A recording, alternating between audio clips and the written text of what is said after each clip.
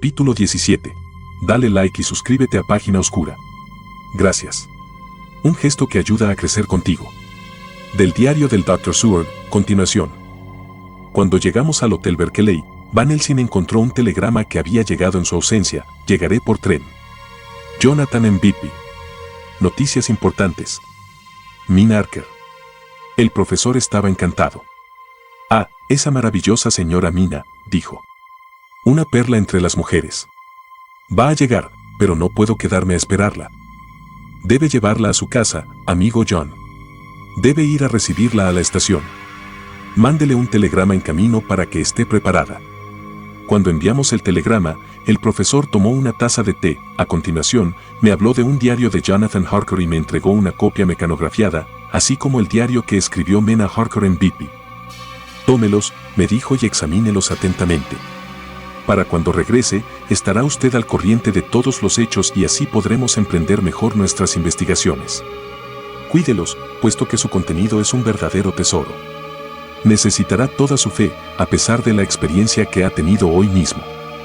Lo que se dice aquí, colocó pesadamente la mano, con gravedad, sobre el montón de papeles, al tiempo que hablaba, puede ser el principio del fin para usted, para mí y para muchos otros, o puede significar el fin del muerto vivo que tantas atrocidades comete en la tierra. Léalo todo, se lo ruego, con atención.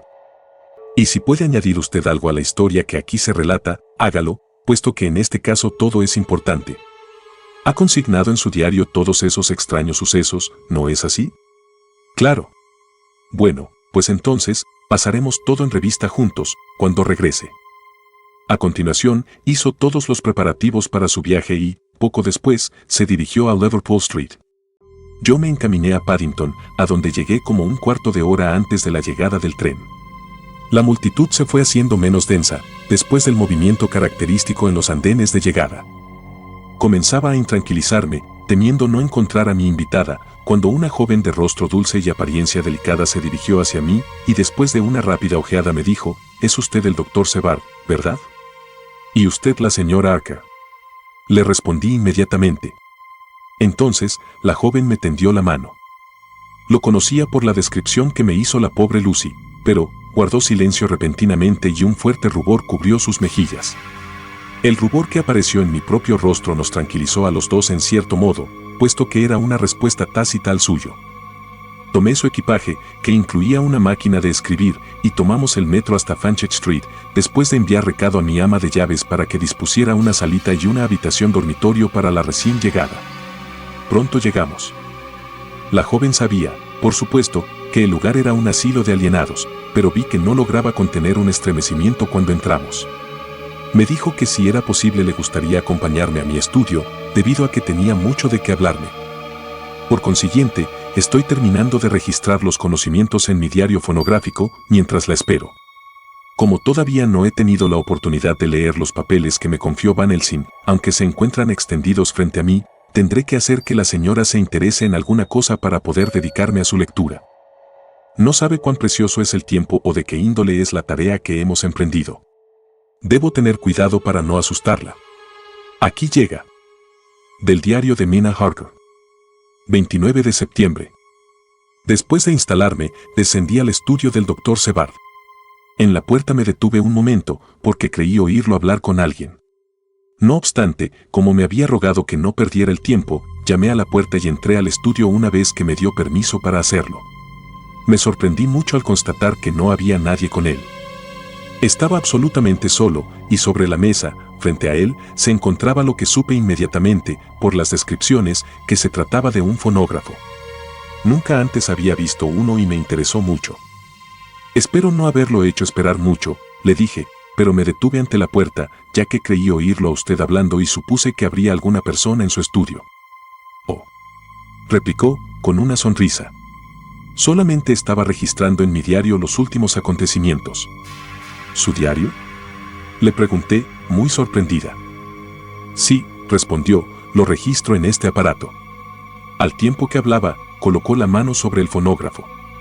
Me sentí muy excitada y exclamé, vaya. Esto es todavía más rápido que la taquigrafía. ¿Me permite oír el aparato un poco?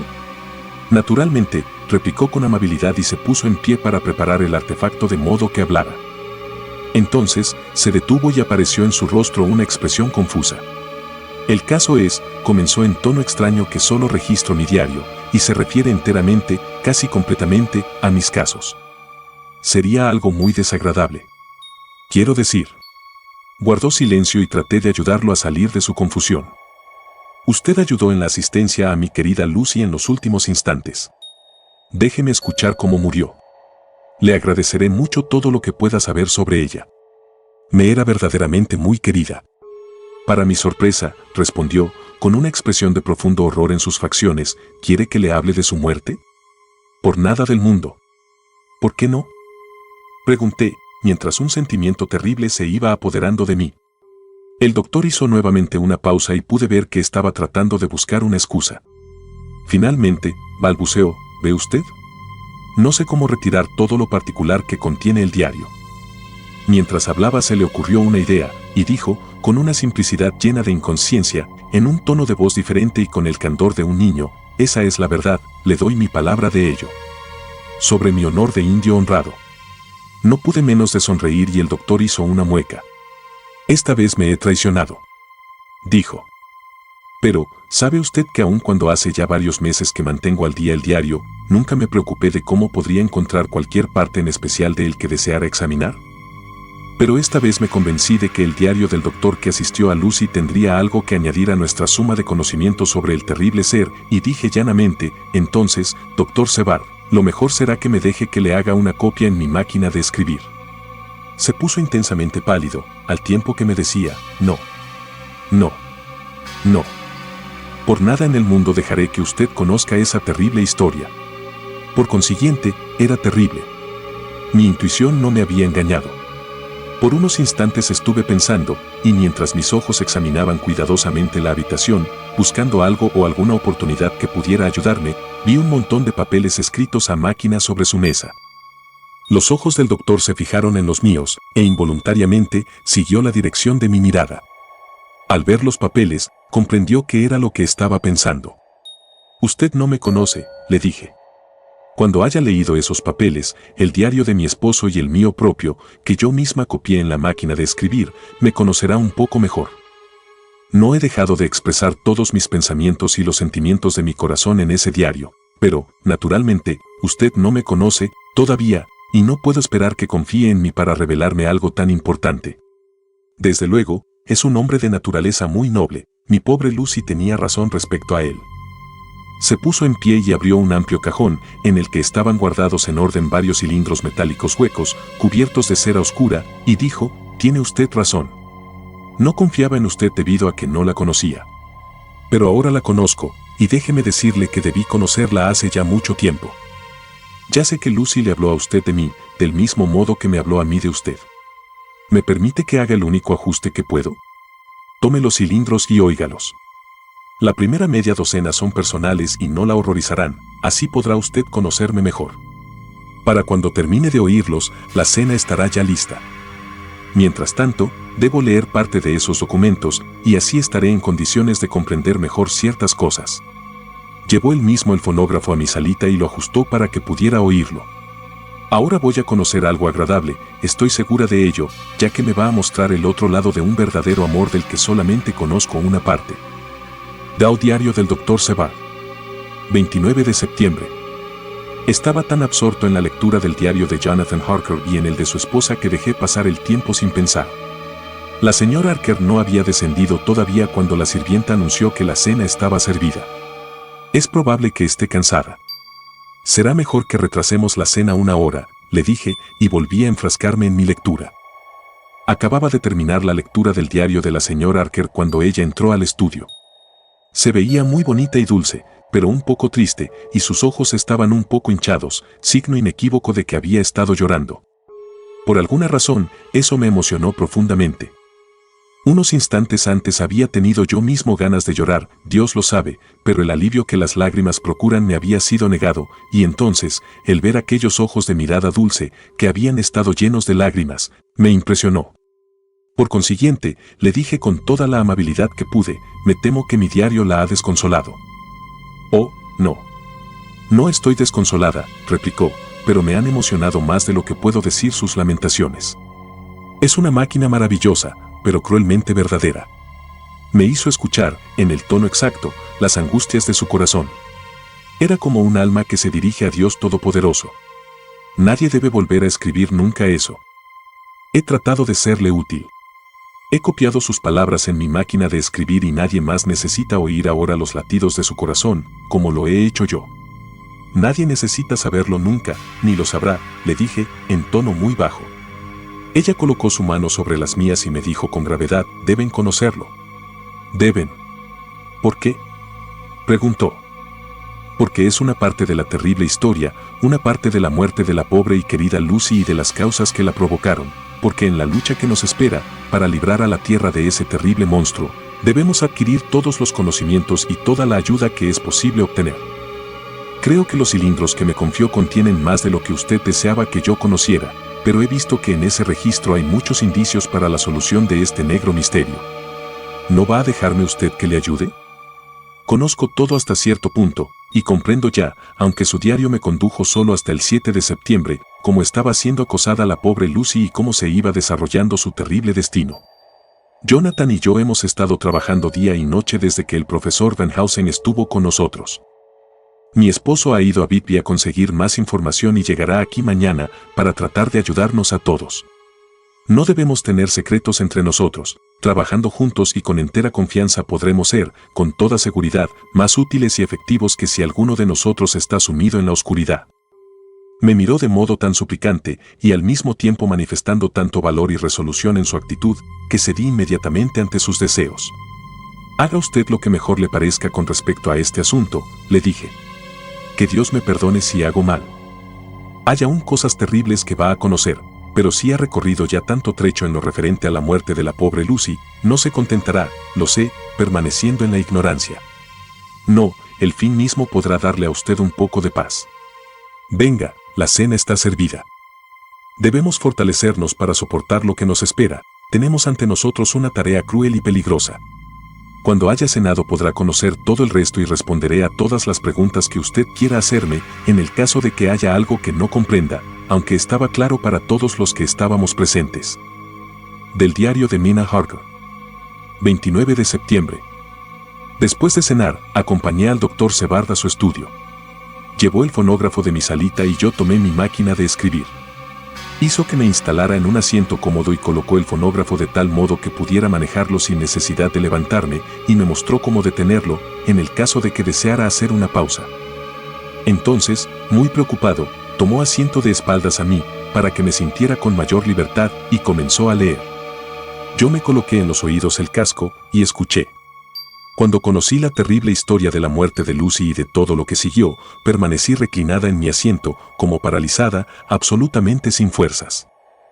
Afortunadamente no soy dada a desmayarme. En cuanto el doctor Sebard me vio, se puso en pie de un salto, con expresión horrorizada, y apresurándose a sacar de una alacena una botella me dio una copita de brandy, que, en unos minutos, me devolvió las fuerzas. Mi cerebro era un verdadero caos, y solamente entre todos los horrores surgía un ligero rayo de luz al saber que mi pobre y querida Lucy estaba finalmente en paz. De no ser por eso, no creo haber podido tolerarlo sin hacer una escena. Era todo tan salvaje, misterioso y extraño, que si no hubiera conocido la experiencia de Jonathan en Transilvania, no hubiera podido creerlo. En realidad, no sabía qué creer y procuré salir del paso ocupándome de otra cosa. Le quité la cubierta a mi máquina de escribir y le dije al doctor Sebard, déjeme que le escriba todo esto. Debemos estar preparados para cuando regrese el doctor Van Helsing. Le he enviado un telegrama a Jonathan para que venga aquí en cuanto llegue a Londres, procedente de Whitby. En este caso, las fechas son importantes y creo que si preparamos todo el material y lo disponemos todo en orden cronológico, habremos adelantado mucho. Me ha dicho usted que Lord Godalming y el señor Morris van a venir también. Así podremos estar en condiciones de ponerlo al corriente de todo en cuanto llegue. El doctor, de acuerdo con lo dicho, hizo que el fonógrafo funcionara más lentamente y comencé a escribir a máquina desde el principio del 7º cilindro. Usaba papel carbón y saqué 3 copias, lo mismo que había hecho con todo el resto. Era ya tarde cuando concluí el trabajo, pero el doctor fue a cumplir con su deber en su ronda de visita a los pacientes. Cuando terminó, regresó y se sentó a mi lado, leyendo, para que no me sintiera demasiado sola mientras trabajaba.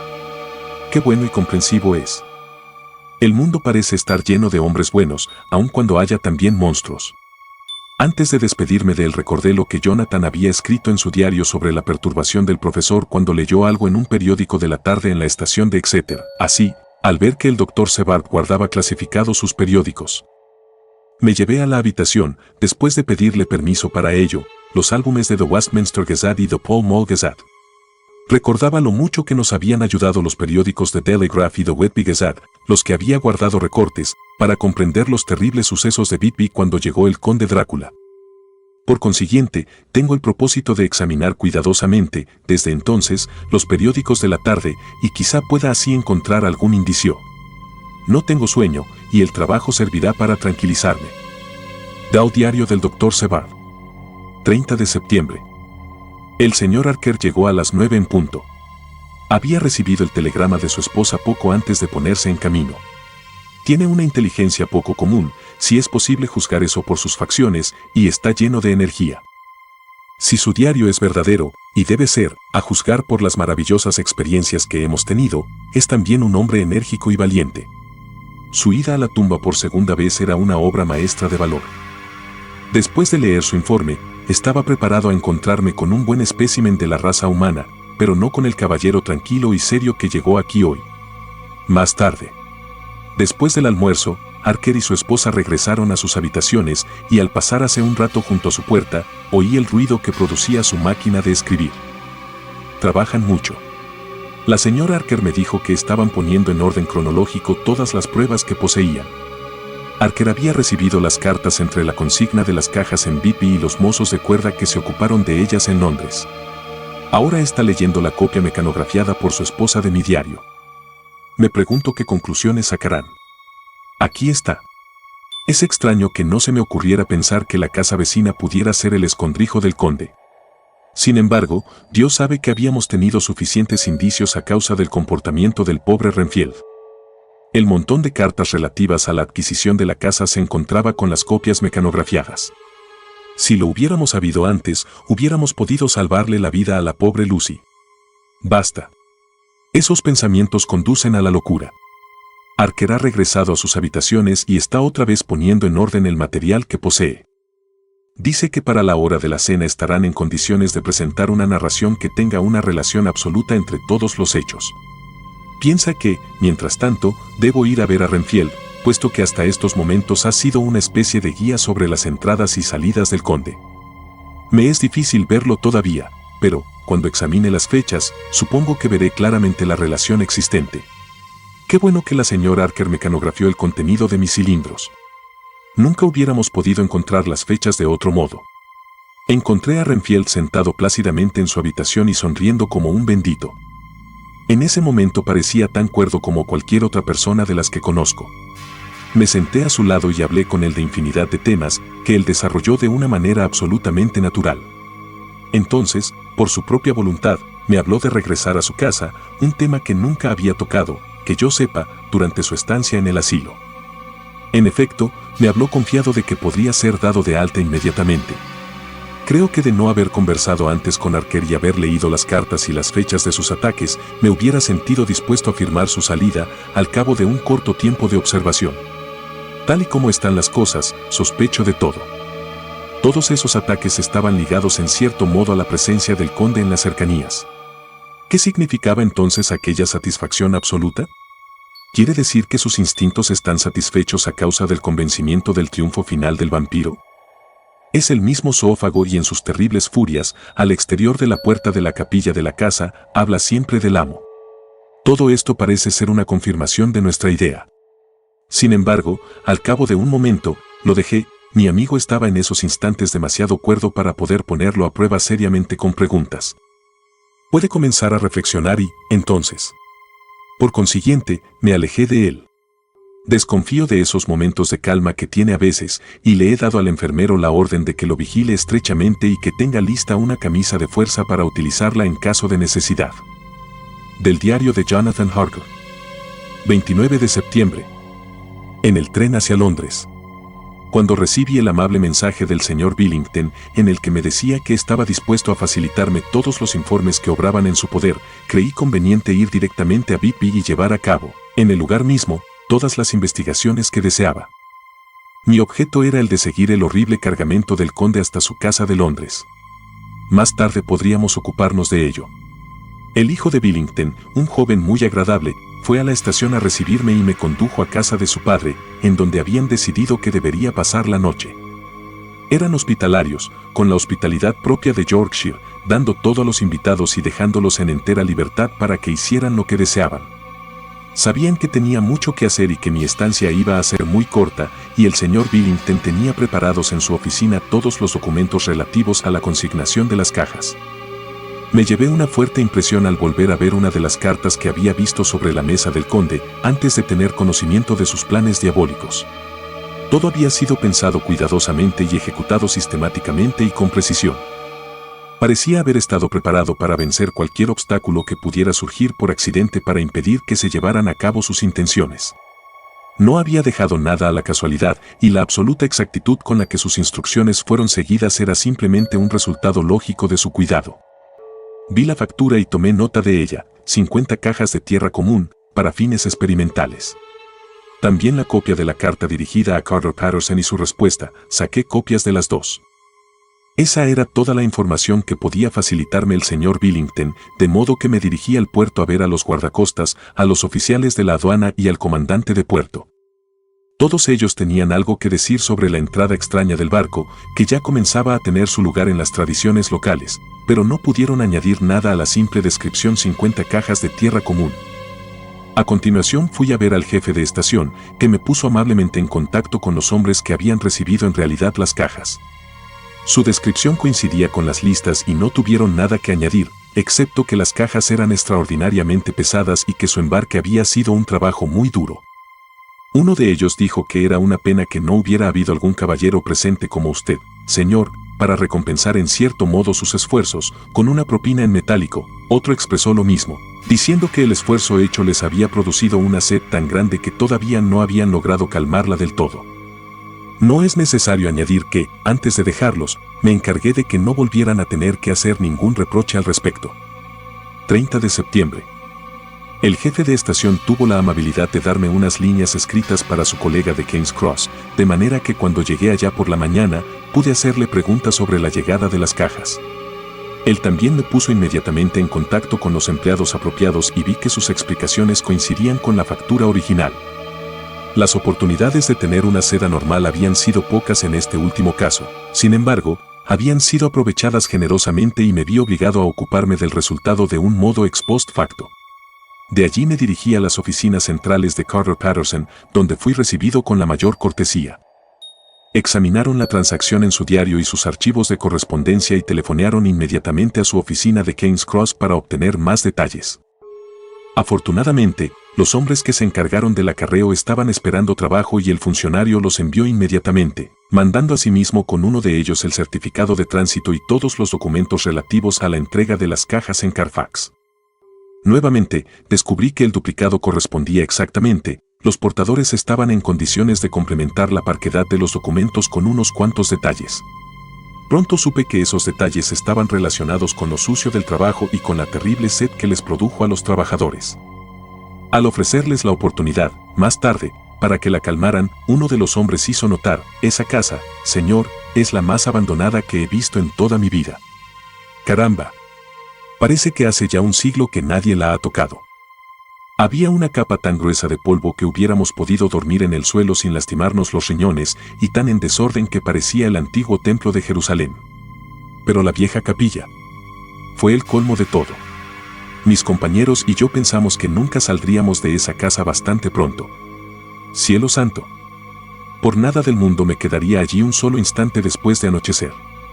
Puesto que yo había estado en la casa, no tuve inconveniente en creerle, pero, si hubiera sabido lo que yo, es seguro que habría empleado palabras más duras.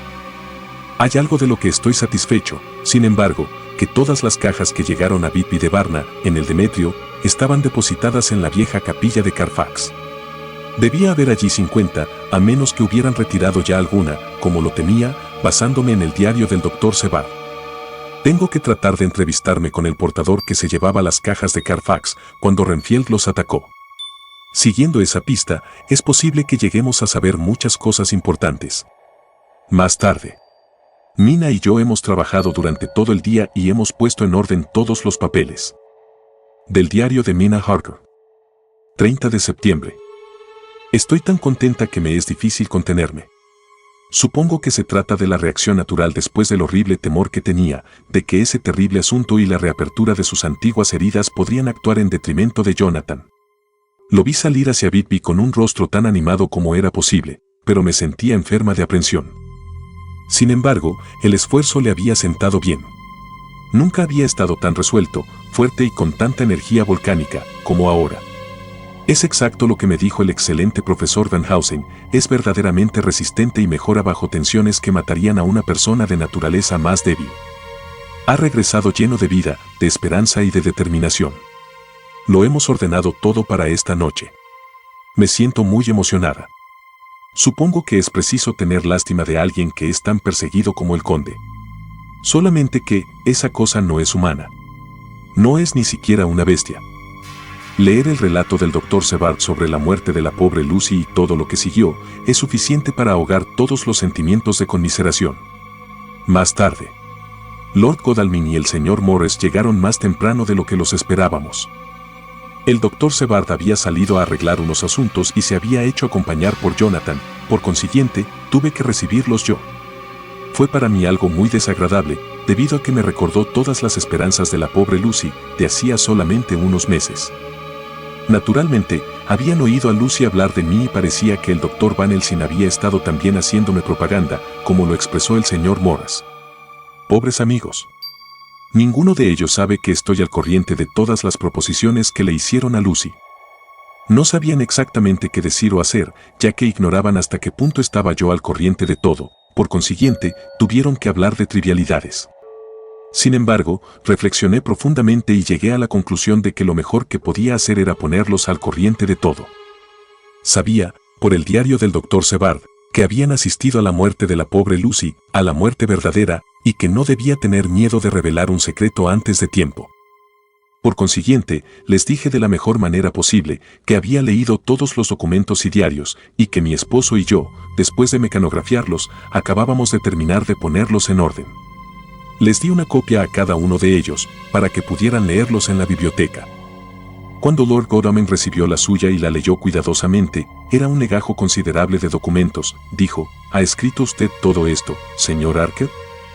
Asentí, y él agregó, no comprendo muy bien el fin de todo esto, pero son todos ustedes tan buenos y amables y han estado trabajando de manera tan enérgica y honrada, que lo único que puedo hacer es aceptar todas sus ideas a ciegas y tratar de ayudarlos.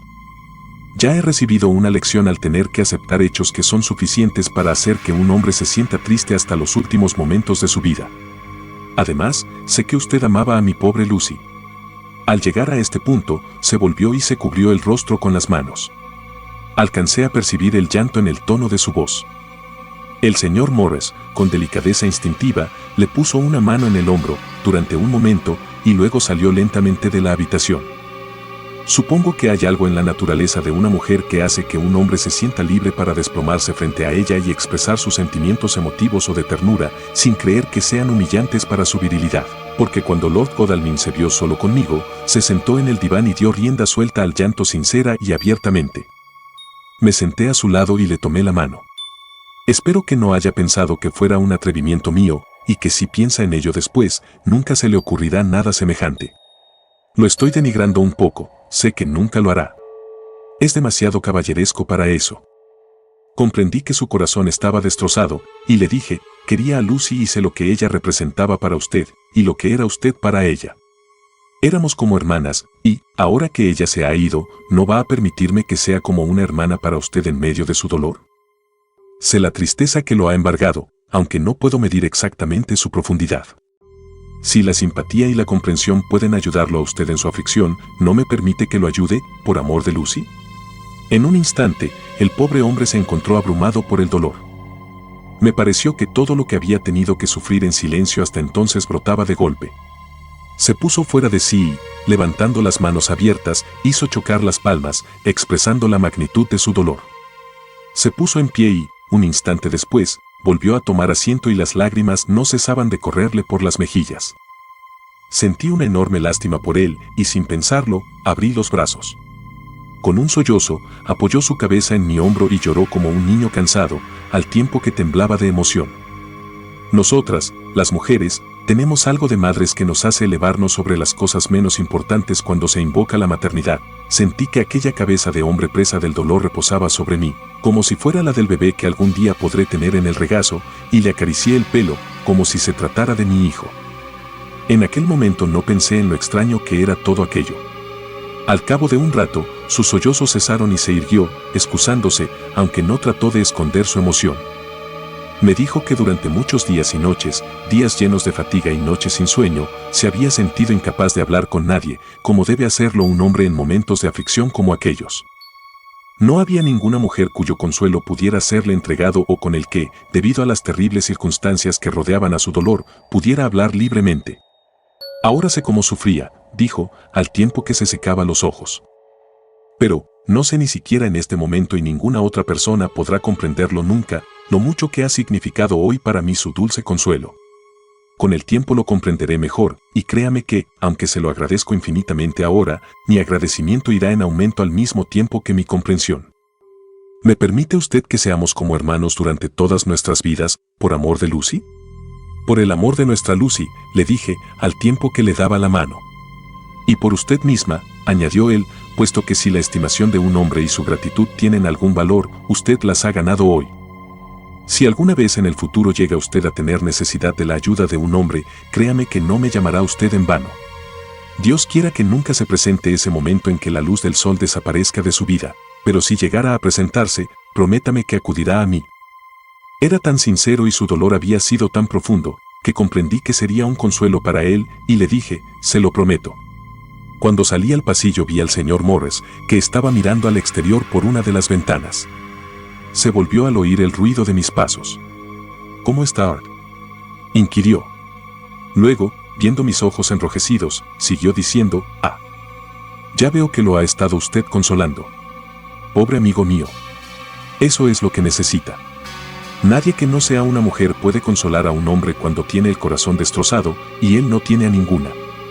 Enterró su propio dolor con tanta entereza que mi corazón sangró por él. Vi que tenía el manuscrito en la mano y sabía que en cuanto lo leyera se daría cuenta de cuánto sabía. Por consiguiente, le dije, desearía poder consolar a todos los que sufren profundamente. ¿Quiere usted ser mi amigo y venir a mí si necesita consuelo? Más tarde comprenderá usted de qué le estoy hablando. 136 Gentileza del Trauco http://go.to/ Trauco vio que se lo decía con sinceridad y, haciéndome una reverencia, me tomó la mano, se la llevó a los labios y la besó. Parecía ser un consuelo demasiado pobre para un alma tan valerosa y desinteresada. Entonces, impulsivamente, me incliné y lo besé. Sus ojos se le llenaron de lágrimas y se le hizo un nudo en la garganta. Luego, dijo, en tono tranquilo, pequeña, nunca olvidará usted esa bondad sincera, en toda su vida. Luego, se dirigió hacia el estudio, donde se encontraba su amigo. Pequeña. La misma palabra con que se había referido a Lucy. Pero demostró ser un amigo. Capítulo 18. Del diario del Dr. Seward. 30 de septiembre. Llegué a casa a las 5 y descubrí que Godalming y Morris no solamente habían llegado, sino que también habían estudiado las transcripciones de los diversos diarios y cartas que Archer y su maravillosa esposa habían preparado y ordenado. Archer no había regresado todavía de su visita a los portadores, sobre los que me había escrito el Dr. Hennessy. La señora Archer nos dio una taza de té, y puedo decir con toda sinceridad que, por primera vez desde que vivía allí, aquella vieja casona me pareció un hogar. Cuando terminamos, la señora Archer dijo, Dr. Seward, ¿puedo pedirle un favor? Deseo ver a su paciente, al señor Renfield. Déjeme verlo. Me interesa mucho lo que dice usted de él en su diario. Parecía tan suplicante y tan bonita que no pude negárselo, por consiguiente, la llevé conmigo. Cuando entré en la habitación, le dije al hombre que había una dama a la que le gustaría verlo, a lo cual respondió simplemente, ¿por qué? Está visitando toda la casa y desea ver a todas las personas que hay en ella, le contesté. Muy bien, dijo. Déjela entrar, sea como sea, pero espere un minuto, hasta que ponga en orden el lugar. Su método de ordenar la habitación era muy peculiar. Simplemente se tragó todas las moscas y arañas que había en las cajas antes de que pudiera impedírselo. Era obvio que temía o estaba celoso de cualquier interferencia. Cuando hubo concluido su desagradable tarea, dijo amablemente, «Haga pasar a la dama». Y se sentó sobre el borde de su cama con la cabeza inclinada hacia abajo, pero con los párpados alzados, para poder ver a la dama en cuanto entrara en la habitación. Por espacio de un momento estuve pensando que quizá tuviera intenciones homicidas. Recordaba lo tranquilo que había estado poco antes de atacarme en mi propio estudio, y me mantuve en un lugar tal que pudiera sujetarlo inmediatamente si intentaba saltar sobre ella. La señora Archer entró en la habitación con una gracia natural que hubiera hecho que fuera respetada inmediatamente por cualquier lunático, ya que la desenvoltura y la gracia son las cualidades que más respetan los locos. Se dirigió hacia él, sonriendo agradablemente, y le tendió la mano. «Buenas tardes, señor Renfield», le dijo. «Como usted puede ver, lo conozco. El Dr. Seward me ha hablado de usted». El alienado no respondió enseguida, sino que la examinó con el ceño fruncido. Su expresión cambió, su rostro reflejó el asombro y, luego, la duda, luego, con profunda sorpresa de mi parte, le oí decir, «No es usted la mujer con la que el doctor deseaba casarse, ¿verdad? No puede usted serlo, puesto que está muerta». La señora Archer sonrió dulcemente, al tiempo que respondía, «Oh, no. Tengo ya un esposo, con el que estoy casada desde mucho antes de conocer siquiera al doctor Sebald. Soy la señora Archer». «Entonces, ¿qué está usted haciendo aquí?» «Mi esposo y yo hemos venido a visitar al doctor Sebald». «Entonces no se quede». «Pero, ¿por qué no?» Pensé que aquel estilo de conversación no podía ser más agradable para la señora Archer que lo era para mí. Por consiguiente, intervine, «¿Cómo sabe usted que deseaba casarme?» Su respuesta fue profundamente desdeñosa y la dio en una pausa en que apartó sus ojos de la señora Archer y posó su mirada en mí, para volverla a fijar inmediatamente después en la dama. «¿Qué pregunta tan estúpida?» «Yo no lo creo así en absoluto, señor Renfield», le dijo la señora Archer, defendiéndome. Renfield le habló entonces con tanta cortesía y respeto como desdén había mostrado hacia mí unos instantes antes. «Estoy seguro de que usted comprenderá, señor Archer, que cuando un hombre es tan querido y honrado como nuestro anfitrión, todo lo relativo a él resulta interesante en nuestra pequeña comunidad. El doctor Sebald es querido no solamente por sus servidores y sus amigos, sino también por sus pacientes, que, puesto que muchos de ellos tienen cierto desequilibrio mental, están en condiciones de distorsionar ciertas causas y efectos. Puesto que yo mismo he sido un paciente de un asilo de alienados, no puedo dejar de notar que las tendencias mitómanas de algunos de los asilados conducen hacia errores de non causa e ignoratio elenchi. Abrí mucho los ojos ante ese desarrollo completamente nuevo. Allí estaba el peor de todos mis lunáticos, el más afirmado en su tipo que he encontrado en toda mi vida, hablando de filosofía elemental, con los modales de un caballero refinado.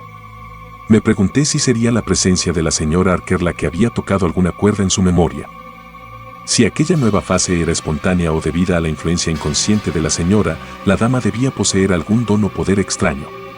Continuamos hablando, durante un rato y, viendo que en apariencia razonaba a la perfección, se aventuró, mirándome a mí interrogadoramente al principio, llevándolo hacia su tema favorito de conversación. Volví a asombrarme al ver que Renfield enfocaba la cuestión con la imparcialidad característica de una cordura absoluta, incluso se puso de ejemplo al mencionar ciertas cosas. Bueno, yo mismo soy ejemplo de un hombre que tiene una extraña creencia. En realidad, no es extraño que mis amigos se alarmaran e insistieran en que debía ser controlado. Acostumbraba pensar que la vida era una entidad positiva y perpetua, y que al consumir multitud de seres vivos, por muy bajos que se encuentren estos en la escala de la creación, es posible prolongar la vida indefinidamente. A veces creía en ello con tanta firmeza que trataba de comer carne humana. El doctor, aquí presente, confirmara que una vez traté de matarlo con el fin de fortalecer mis poderes vitales, por la asimilación en mi propio cuerpo de su vida, por medio de su sangre, basándome, desde luego, en la frase bíblica, porque la sangre es vida. Aunque, en realidad, el vendedor de cierta panacea ha vulgarizado la perogrullada hasta llegar al desprecio. ¿No es cierto eso, doctor? Asentí distraídamente, debido a que estaba tan asombrado que no sabía exactamente qué pensar o decir, era difícil creer que lo había visto comerse sus moscas y arañas menos de 5 minutos antes. Miré mi reloj de pulsera y vi que ya era tiempo de que me dirigiera a la estación para esperar a Van Helsing, Por consiguiente, le dije a la señora Archer que ya era hora de irnos. Ella me acompañó enseguida, después de decirle amablemente al señor Renfield, hasta la vista. Espero poder verlo a usted con frecuencia, bajo auspicios un poco más agradables para usted. A lo cual, para asombro mío, el alienado respondió, adiós, querida señora. Le ruego a Dios no volver a ver nunca su dulce rostro. Que Él la bendiga y la guarde.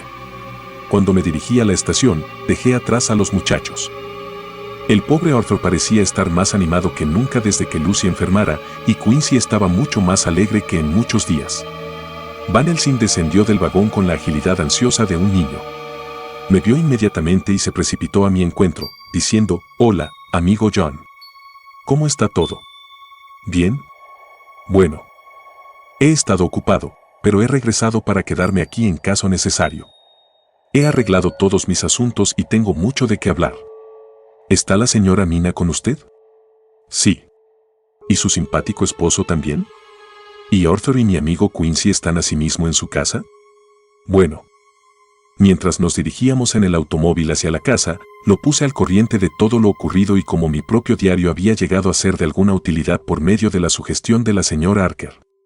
Entonces, el profesor me interrumpió, esa maravillosa señora Mina. Tiene el cerebro de un hombre muy bien dotado, y corazón de mujer. Dios la formó con algún fin excelso, créame, cuando hizo una combinación tan buena. Amigo John, hasta ahora la buena suerte ha hecho que esa mujer nos sea de gran auxilio, después de esta noche no deberá tener nada que hacer en este asunto tan terrible. No es conveniente que corra un peligro tan grande. Nosotros los hombres, puesto que nos hemos comprometido a ello, estamos dispuestos a destruir a ese monstruo, pero no hay lugar en ese plan para una mujer. Incluso si no sufre daños físicos, su corazón puede fallarle en muchas ocasiones debido a esa multitud de horrores, y a continuación puede sufrir de insomnios a causa de sus nervios, y al dormir, debido a las pesadillas. Además, es una mujer joven y no hace mucho tiempo que se ha casado. Puede que haya otras cosas en que pensar en otros tiempos, aunque no en la actualidad. Me ha dicho usted que lo ha escrito todo, por consiguiente, lo consultará con nosotros, pero mañana se apartará de este trabajo y continuaremos solos. Estuve sinceramente de acuerdo con él y a continuación le relaté todo lo que habíamos descubierto en su ausencia y que la casa que había adquirido Drácula era la contigua a la mía. Se sorprendió mucho y pareció sumirse en profundas reflexiones. Si lo hubiéramos sabido antes, exclamó. Lo hubiéramos podido alcanzar a tiempo para salvar a la pobre Lucy. Sin embargo, la leche derramada no se puede recoger, como dicen ustedes. No debemos pensar en ello, sino continuar nuestro camino hasta el fin. Luego, se sumió en un silencio que duró hasta que entramos en mi casa. Antes de ir a prepararnos para la cena, le dijo a la señora Archer, mi amigo John me ha dicho, señora Mina, que su esposo y usted han puesto en orden todo lo que hemos podido obtener hasta este momento. No hasta este momento, le dijo ella impulsivamente, sino hasta esta mañana. Pero, ¿por qué no hasta este momento? Hemos visto hasta ahora los buenos resultados que han dado los pequeños detalles. Hemos revelado todos nuestros secretos y, no obstante, ninguno de ellos va a ser lo peor de cuanto tenemos que aprender aún. La señora Archer comenzó a sonrojarse y sacando un papel del bolsillo, dijo, Dr. Van Helsing, ¿quiere usted leer esto y decirme si es preciso que lo incluyamos? Es mi informe del día de hoy. Yo también he comprendido la necesidad de registrarlo ahora todo, por muy trivial que parezca, pero en esto hay muy poco que no sea personal. ¿Debemos incluirlo? El profesor leyó la nota gravemente y se la devolvió a Mina, diciendo, no es preciso que lo incluyamos, si usted no lo desea así, pero le ruego que acepte hacerlo. Solamente hará que su esposo la ame todavía más y que todos nosotros, sus amigos, la honremos, la estimemos y la queramos más aún. La señora Archer volvió a tomar el pedazo de papel con otro sonrojo y una amplia sonrisa. Y de ese modo, hasta este preciso instante, todos los registros que tenemos están completos y en orden. El profesor se llevó una copia para examinarla después de la cena y antes de nuestra reunión, que ha sido fijada para las 9 de la noche. Los demás lo hemos leído ya todo, así, cuando nos reunamos en el estudio, estaremos bien informados de todos los hechos y podremos preparar nuestro plan de batalla contra ese terrible y misterioso enemigo. Del diario de Mina Harker. 30 de septiembre. Cuando nos reunimos en el estudio del Dr. Sebard, 2 horas después de la cena, que tuvo lugar a las 6 de la tarde, formamos de manera inconsciente una especie de junta o comité. El profesor Van Housen se instaló en la cabecera de la mesa, en el sitio que le indicó el Dr. Sebard en cuanto entró en la habitación. Me hizo sentarme inmediatamente a su derecha y me rogó que actuara como secretaria. Jonathan se sentó a mi lado, y frente a nosotros se encontraban Lord Godalming, el Dr. Sebard y el señor Morris. Lord Godalming se encontraba al lado del profesor y el Dr. Sebard en el centro. El profesor dijo: creo que puedo dar por sentado que todos estamos al corriente de los hechos que figuran en esos documentos. Todos asentimos, y el doctor continuó: entonces, creo que sería conveniente que les diga algo sobre el tipo de enemigo al que vamos a tener que enfrentarnos. Así pues, voy a revelarles parte de la historia de ese hombre que he podido llegar a conocer. A continuación podremos discutir nuestro método de acción y podremos tomar de común acuerdo todas las disposiciones necesarias. Existen seres llamados vampiros, todos nosotros tenemos pruebas de su existencia. Incluso en el caso de que no dispusiéramos de nuestras desafortunadas experiencias, las enseñanzas y los registros de la antigüedad proporcionan pruebas suficientes para las personas cuerdas. Admito que, al principio, yo mismo era escéptico al respecto. Si no me hubiera preparado durante muchos años para que mi mente permaneciera clara, no habría podido creer en tanto los hechos me demostraran que era cierto, con pruebas fehacientes e irrefutables. Sí, hay. Hubiera sabido antes lo que sé ahora e incluso lo que adivino, hubiéramos podido quizás salvar una vida que nos era tan preciosa a todos cuantos la amábamos. Pero eso ya no tiene remedio, y debemos continuar trabajando, de tal modo que otras pobres almas no perezcan, en tanto no sea posible salvarlas. El Nosferatu no muere como las abejas cuando han picado, dejando su aguijón. Es mucho más fuerte y, debido a ello, tiene mucho más poder para hacer el mal. Ese vampiro que se encuentra entre nosotros es tan fuerte personalmente como 20 hombres, tiene una inteligencia más aguda que la de los mortales, puesto que ha ido creciendo a través de los tiempos. Posee todavía la ayuda de la nigromancia, que es, como lo implica su etimología, la adivinación por la muerte. Y todos los muertos que fallecen a causa suya están a sus órdenes. Es rudo y más que rudo, puede, sin limitaciones, aparecer y desaparecer a voluntad cuando y donde lo desee y en cualquiera de las formas que le son propias. Puede, dentro de sus límites, dirigir a los elementos, la tormenta, la niebla, los truenos. Puede dar órdenes a los animales dañinos, a las ratas, los búhos y los murciélagos. A las polillas, a los zorros y a los lobos, puede crecer y disminuir de tamaño, y puede a veces hacerse invisible. Así pues, ¿cómo vamos a llevar a cabo nuestro ataque para destruirlo? ¿Cómo podremos encontrar el lugar en que se oculta y, después de haberlo hallado, destruirlo? Amigos míos, es una gran labor. Vamos a emprender una tarea terrible, y puede haber suficiente para hacer que los valientes se estremezcan. Puesto que si fracasamos en nuestra lucha, él tendrá que vencernos necesariamente y, ¿dónde terminaremos nosotros en ese caso? La vida no es nada, no le doy importancia. Pero, fracasar en este caso no significa solamente vida o muerte. Es que nos volveríamos como él, que en adelante seríamos seres nefandos de la noche, como él.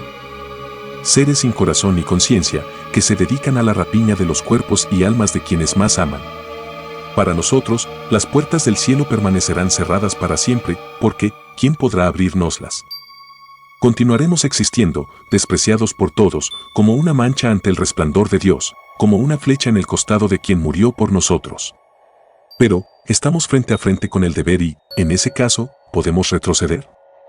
En lo que a mí respecta, digo que no, pero yo soy viejo, y la vida, con su brillo, sus lugares agradables, el canto de los pájaros, su música y su amor, ha quedado muy atrás. Todos los demás son jóvenes. Algunos de ustedes han conocido el dolor, pero les esperan todavía días muy dichosos. ¿Qué dicen ustedes? Mientras el profesor hablaba, Jonathan me había tomado de la mano.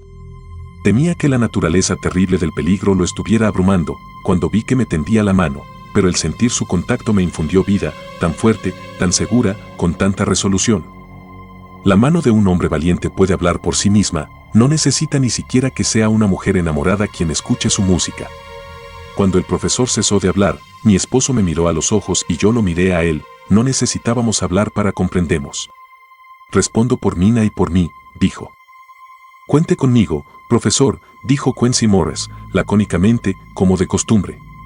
Estoy con ustedes, dijo Lord Godalming, por el amor de Lucy, y no por ninguna otra razón. El Dr. Seward se limitó a asentir. El profesor se puso en pie y después de dejar su crucifijo de oro sobre la mesa, extendió las manos a ambos lados. Yo le tomé la mano derecha y Lord Godalming la izquierda. Jonathan me cogió la mano derecha con su izquierda y tendió su derecha al señor Moras. Así, cuando todos nos tomamos de la mano, nuestra promesa solemne estaba hecha. Sentí una frialdad mortal en el corazón, pero ni por un momento se me ocurrió retractarme.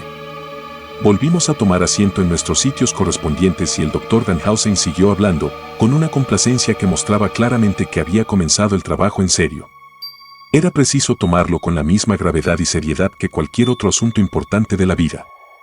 Bueno, ya saben a qué tendremos que enfrentarnos, pero tampoco nosotros carecemos de fuerza. Tenemos, por nuestra parte, el poder de asociarnos. Un poder que les es negado a los vampiros. Tenemos fuentes científicas, somos libres para actuar y pensar, y nos pertenecen tanto las horas diurnas como las nocturnas. En efecto, por cuanto nuestros poderes son extensos, son también abrumadores, y estamos en libertad para utilizarlos. Tenemos una verdadera devoción a una causa y un fin que alcanzar que no tiene nada de egoísta. Eso es mucho ya.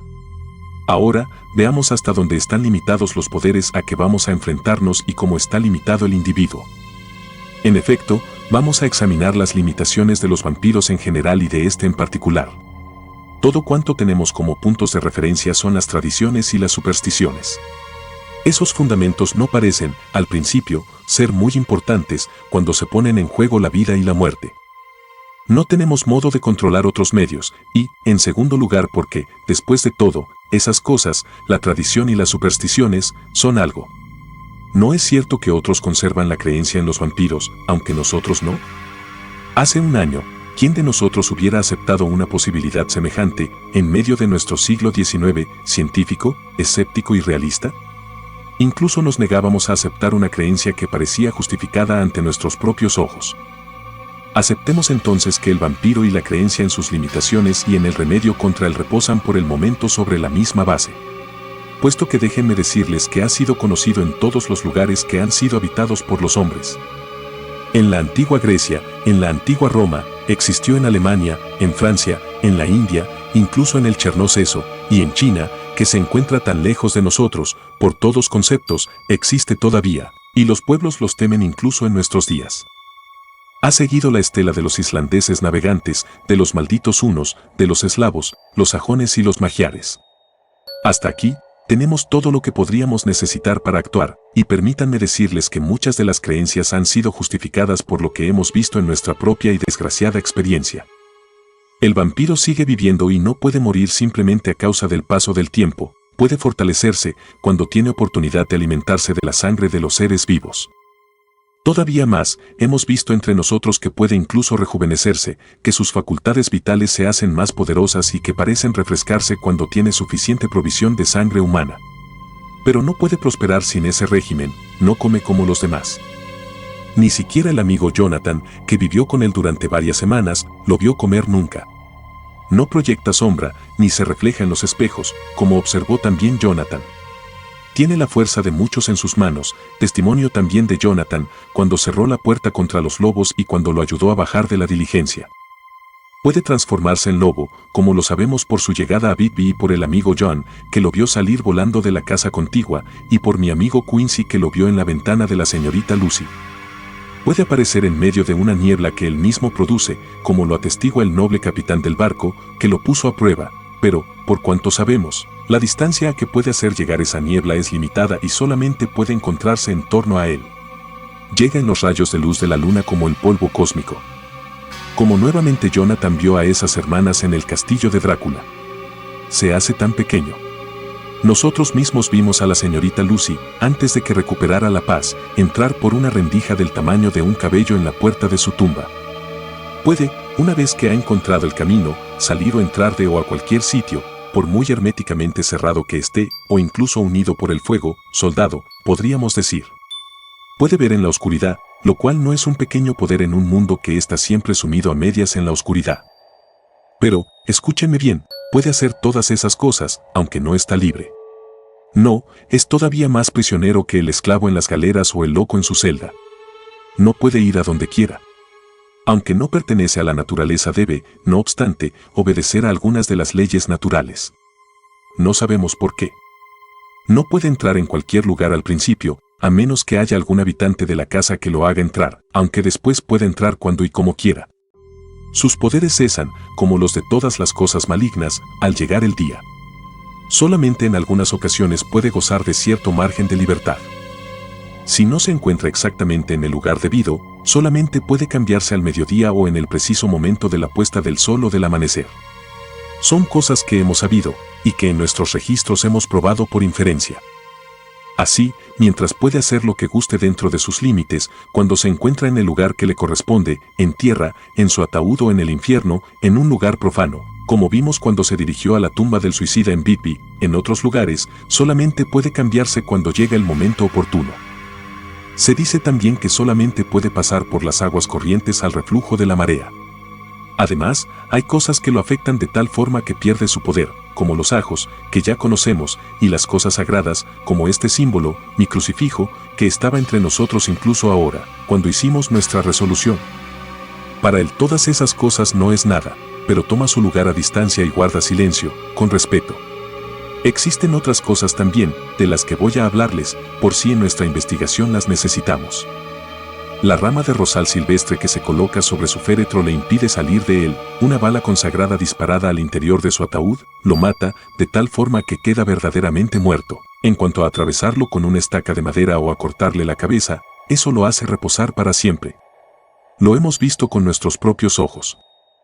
Así, cuando encontremos el lugar en que habita ese hombre del pasado, podemos hacer que permanezca en su féretro y destruirlo si empleamos todos nuestros conocimientos al respecto. Pero es inteligente.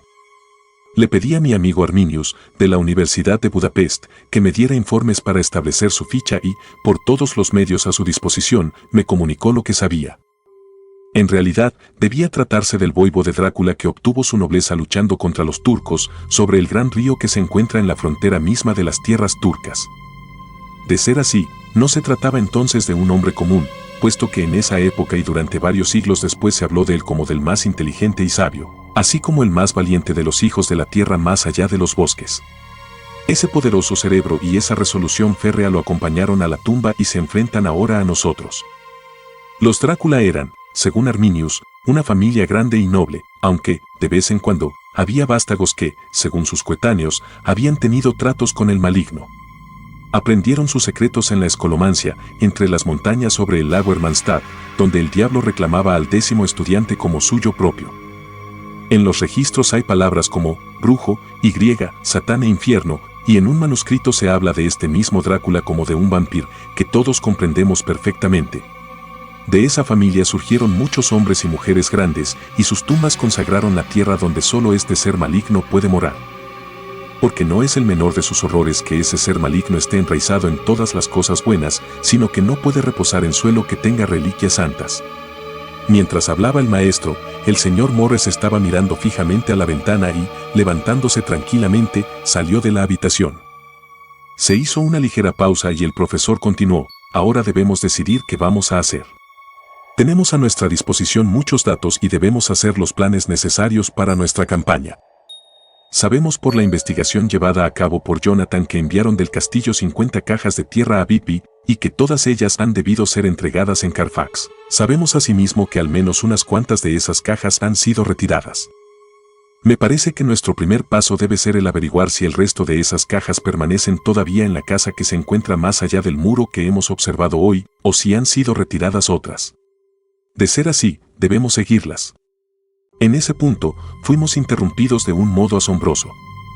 Al exterior de la casa sonó el ruido de un disparo de pistola, el cristal de la ventana fue destrozado por una bala que, desviada sobre el borde del marco, fue a estrellarse en el lado opuesto de la habitación.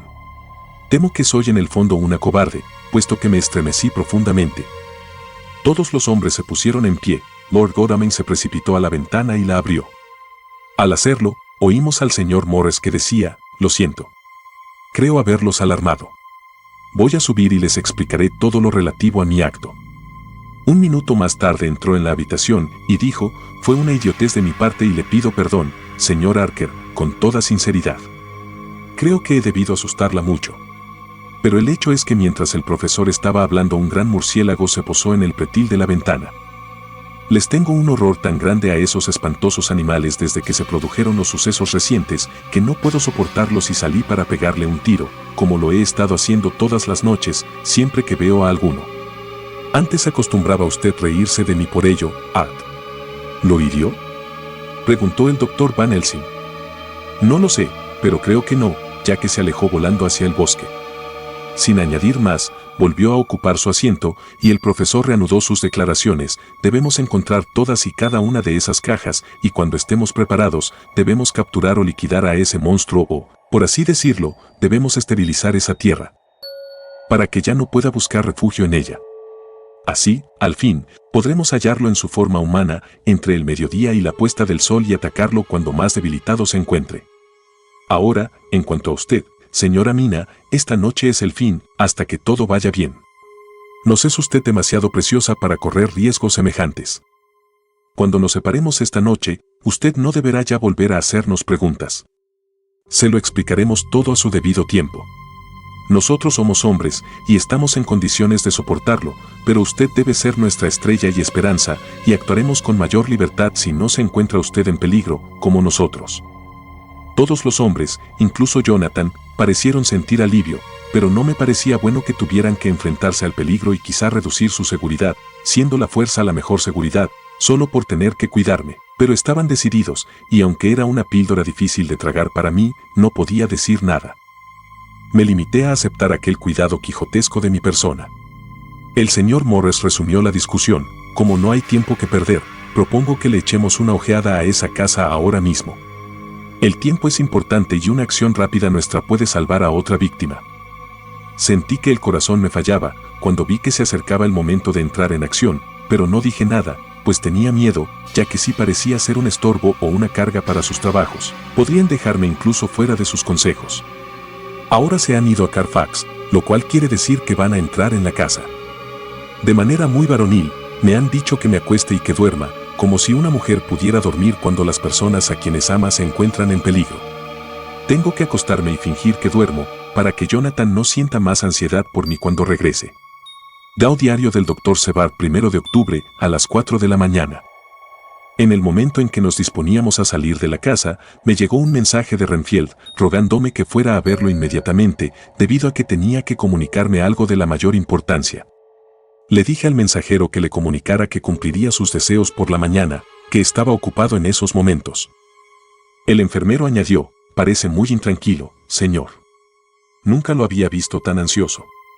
Creo que si no va usted a verlo pronto, es posible que tenga uno de sus ataques de violencia. Sabía que el enfermero no me diría eso sin tener una causa justificada para ello y, por consiguiente, le dije, muy bien, iré a verlo ahora mismo. Y les pedí a los otros que me esperaran unos minutos, puesto que tenía que ir a visitar a mi paciente. Lléveme con usted, amigo John, dijo el profesor. Su caso, que se encuentra en el diario de usted, me interesa mucho y ha tenido relación también, de vez en cuando, con nuestro caso. Me gustaría mucho verlo, sobre todo cuando su mente se encuentra en mal estado. ¿Puedo acompañarlos también?, preguntó Lord Godalming. ¿Yo también?, inquirió el señor Morris. ¿Puedo acompañarlos? ¿Me dejan ir con ustedes?, quiso saber Archer. Asentí y avanzamos todos juntos por el pasillo. Lo encontramos en un estado de excitación considerable, pero mucho más razonable en su modo de hablar y en sus modales de lo que lo había visto nunca. Tenía una comprensión inusitada de sí mismo que iba más allá de todo lo que había encontrado hasta entonces en los lunáticos y daba por sentado que sus razonamientos prevalecerían con otras personas cuerdas. Entramos los 5 en la habitación, pero, al principio, ninguno de los otros dijo nada. Su petición era la de que lo dejara salir inmediatamente del asilo y que lo mandara a su casa. Apoyaba su súplica con argumentos relativos a su recuperación completa y ponía como ejemplo su propia cordura de ese momento. Hago un llamamiento a sus amigos, dijo. Es posible que no les moleste sentarse a examinar mi caso. A propósito, no me ha presentado usted a ellos. Estaba tan extrañado que el hecho de presentar a otras personas a un loco recluido en un asilo no me pareció extraño en ese momento. Además, había cierta dignidad en los modales del hombre que denunciaba tanto la costumbre de considerarse como un igual, que hice las presentaciones inmediatamente. Lord Godalming, el profesor Van Helsing, el señor Quincy Morris, de Texas, el señor Jonathan Harcourt y el señor Renfield.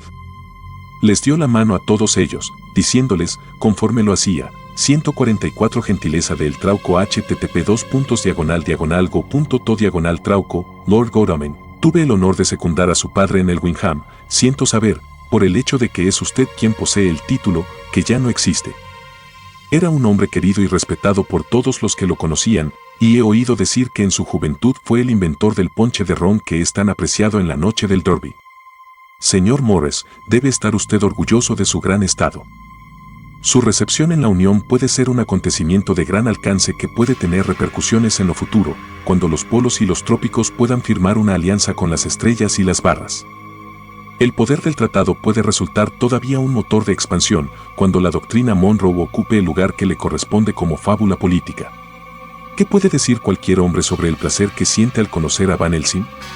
Señor, no me excuso por abandonar todas las formas de prejuicios tradicionales.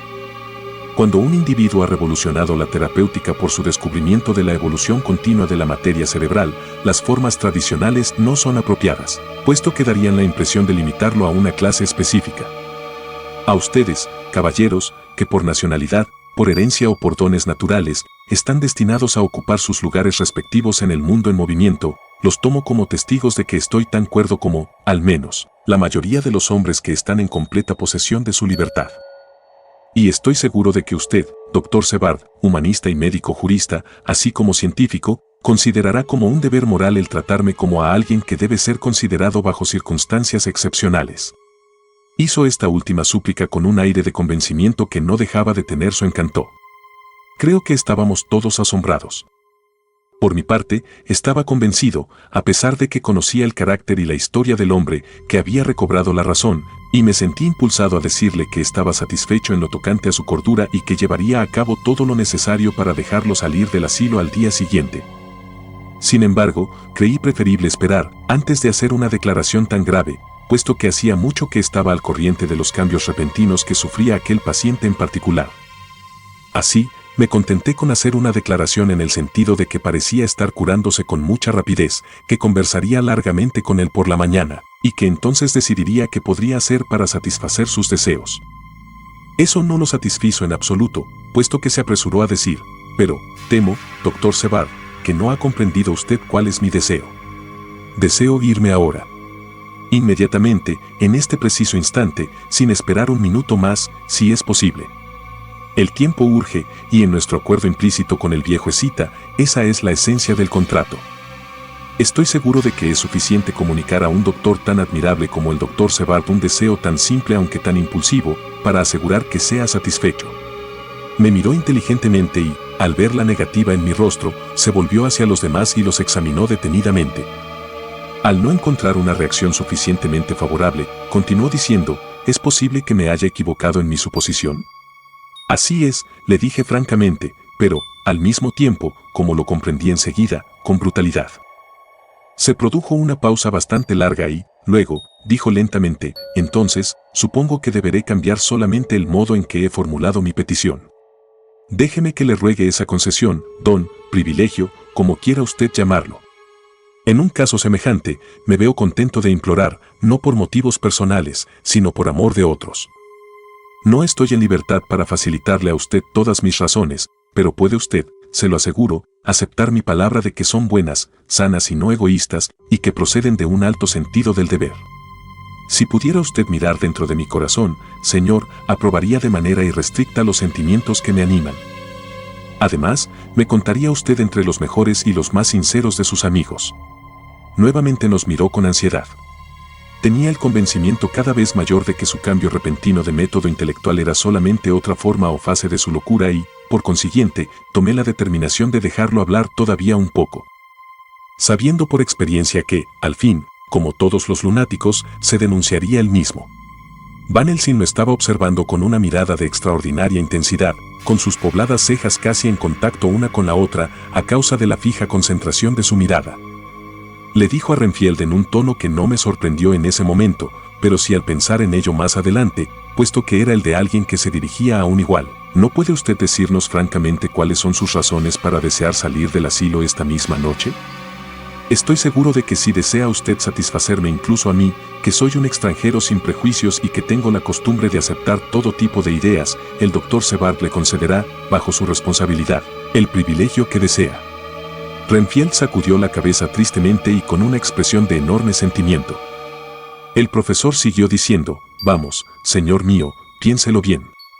¿Pretende usted gozar del privilegio de la razón en su más alto grado, puesto que trata usted de impresionarnos con su capacidad para razonar? ¿Hace usted algo cuya cordura tenemos derecho a poner en duda, debido a que no ha sido todavía dado de alta del tratamiento médico a causa de un defecto mental precisamente?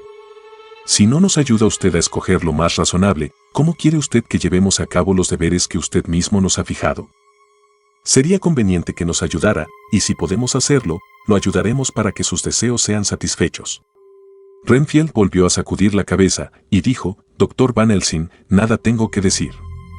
Su argumento es completo y si tuviera libertad para hablar, no dudaría ni un solo momento en hacerlo, pero no soy yo quien tiene que decidir en ese asunto. Lo único que puedo hacer es pedirles que confíen en mí. Si me niegan esa confianza, la responsabilidad no será mía. Creí que era el momento de poner fin a aquella escena, que se estaba tornando demasiado cómicamente grave. Por consiguiente, me dirigí hacia la puerta, al tiempo que decía, vámonos, amigos míos. Tenemos muchas cosas que hacer. Buenas noches. Sin embargo, cuando me acerqué a la puerta, un nuevo cambio se produjo en el paciente. Se dirigió hacia mí con tanta rapidez que, por un momento, temí que se dispusiera a llevar a cabo otro ataque homicida.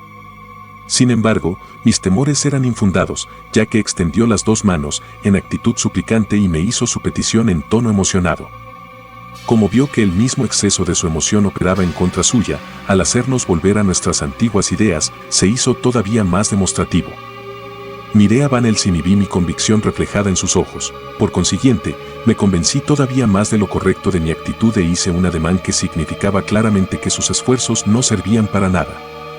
Había visto antes en parte la misma emoción que crecía constantemente cuando me dirigía a alguna petición de lo que, en aquellos momentos, significaba mucho para él, como, por ejemplo, cuando deseaba un gato, y esperaba presenciar el colapso hacia la misma aquiescencia hosca en esta ocasión. Lo que esperaba no se cumplió, puesto que, cuando comprendió que su súplica no servía de nada, se puso bastante frenético. Se dejó caer de rodillas y levantó las manos juntas, permaneciendo en esa postura, en dolorosa súplica, y repitió su ruego con insistencia, mientras las lágrimas resbalaban por sus mejillas, y tanto su rostro como su cuerpo expresaban una intensa emoción. Permítame suplicarle, Dr. Sebald, déjeme que le implore que me deje salir de esta casa inmediatamente. Mándeme como quiera y a donde quiera, envíe guardianes conmigo, con látigos y cadenas, deje que me lleven metido en una camisa de fuerza, maniatado y con las piernas trabadas con cadenas, incluso a la cárcel, pero déjeme salir de aquí.